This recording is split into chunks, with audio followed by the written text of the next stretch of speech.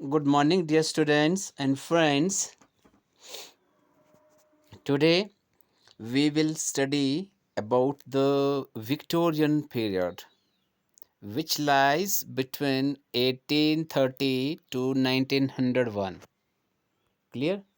And we can say the Mid-Victorian period between the 1848 to 1870, which leads to a time of prosperity, a time of improvement, and time of stability and a time of optimism.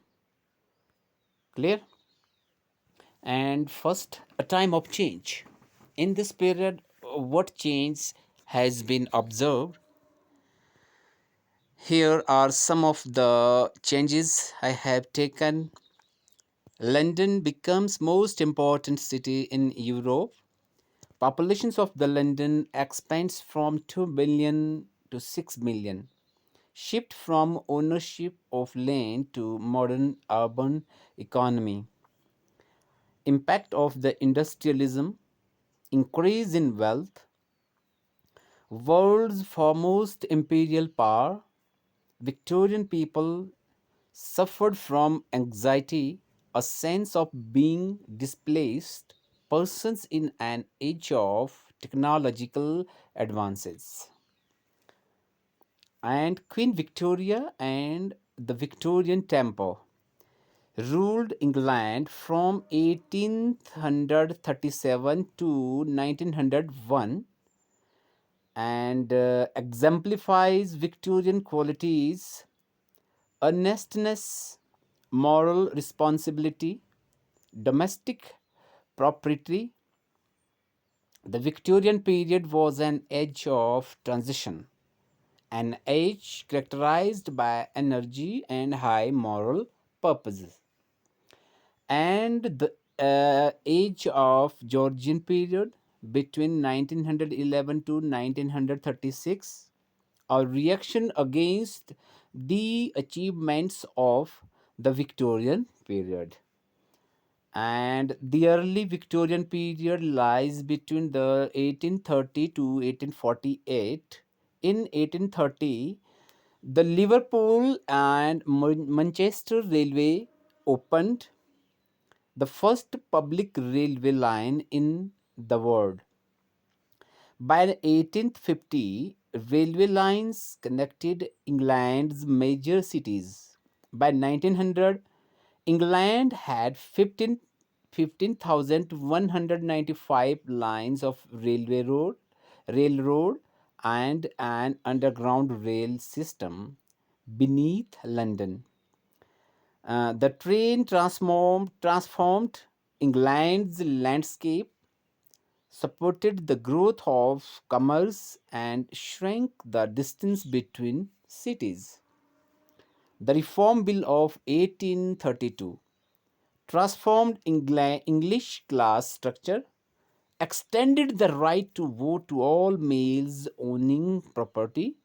Second Reform Bill passed in 1867 extended right to vote to work class. The time of troubles between 1830s and 1840s. Unemployment, poverty, rioting, slums in large cities, working conditions for women and children were terrible. Then, impact on Victorian literature. The novelists of the 1840s and the 1850s responded to the industrial and political scene. Charles Kingsley, The Water Babies, Elizabeth Gaskell, North and South, Life of the Charlotte Bronte, and Benjamin Disraeli and Sybil. The Crystal Palace, erected to display the exhibits of modern industry and science at the 1851 Great Exhibition, one of the first buildings constructed according to modern architectural principles. The building symbolized the triumphs of Victorian industry and the British Empire. Many between 1853 and 1880 large scale immigration to British colonies. In 1857, Parliament took over the government of India and Queen Victoria became Empress of India.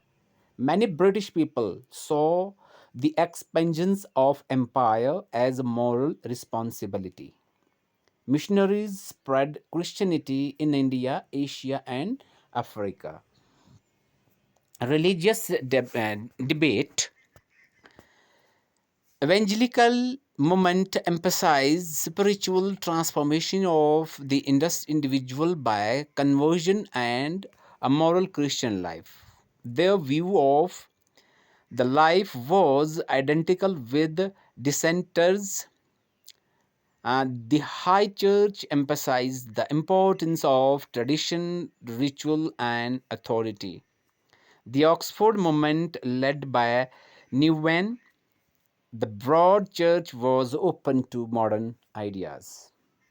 Then, utilitarianism, derived from the idea of Jeremy Bentham and his disciple James Mill, the father of John Stuart Mill. Rationalist taste of value, the greatest good for the greatest number. Utilitarianism failed to recognize people's spiritual needs. Challenges to the religious belief related to science, Huxley, Darwin, the origin of the species, and the descent of man, higher Christianism, criticism, examination of the Bible as a mere text of history, source studies, geology, astronomy. The late Victorian period falls between 1870 to 1901.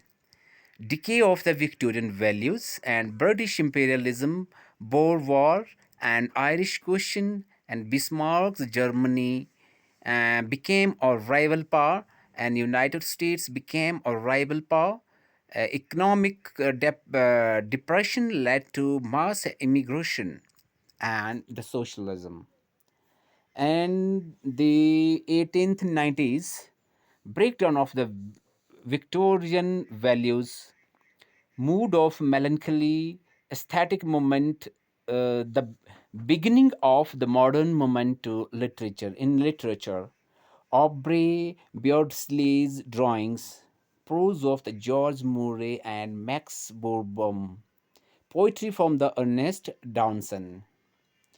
The role of the women, the woman question, changing conditions of the women's work created by the Industrial Revolution, the Factory Acts 1802 to 1878, regulations of the conditions of labor in mines and factories. The Custody Act 1839 gave a mother the right to petition the court for access to her minor children and custody of the children under 7 and later 16. The Divorce and the Matrimonial Causes Act established a civil divorce court. Married Women's Property Acts. Educational opportunities for women. First Women's College established in 1848 in London. By the end of Victoria's reign, women could take degrees at 12 university colleges. And working conditions for the women. Bad working conditions and underemployment drove thousands of the women into prostitution.